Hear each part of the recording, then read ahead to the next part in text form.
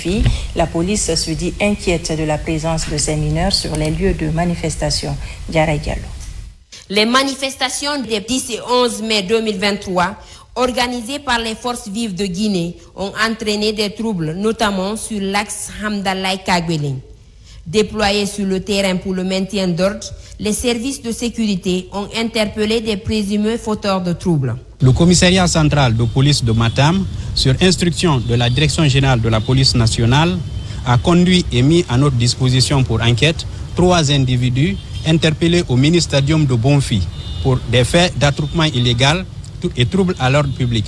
Il s'agit des nommés Tcherno Ibrahima Diallo, secrétaire fédéral du bureau de l'UFDG de Matam, Mamadou Aliou Bobo Diallo, secrétaire administratif du bureau de la jeunesse de l'UFDG, Mohamed Damba, militant de l'UFDG. Interrogé, seul Mohamed Damba a reconnu les faits. Il a déclaré être interpellé au même endroit, au mini-stadium de Bonfi, au moment où il avait réussi à regrouper un nombre important de jeunes pour commencer les manifestations organisées par les forces vives de Guinée.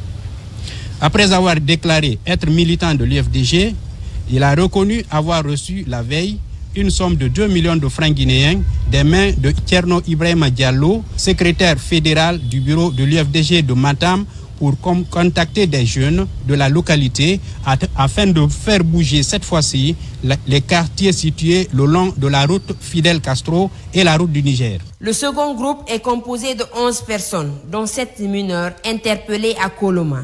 Pour la police, la présence des mineurs sur le terrain de manifestation est inquiétante. Les individus que vous voyez, c'est les éléments qui sont très dangereux sur la route de l'axe. Au niveau de Nyariwada, Hamdallah Pharmacie, Plaque Selcom, Baoraï et Mosquée Kabalaya. Ces jeunes gens ont empêché la libre circulation de la population et leurs biens, empêché les services de sécurité de faire leurs missions, dépouillé les paisibles citoyens, vandalisé des véhicules, des biens des paisibles citoyens, et agressé et blessé des forces de l'ordre, caillassé des véhicules avec des cocktails Molotov que vous voyez devant vous, les couteaux pour agresser les gens, pour retirer leurs biens, et les munitions.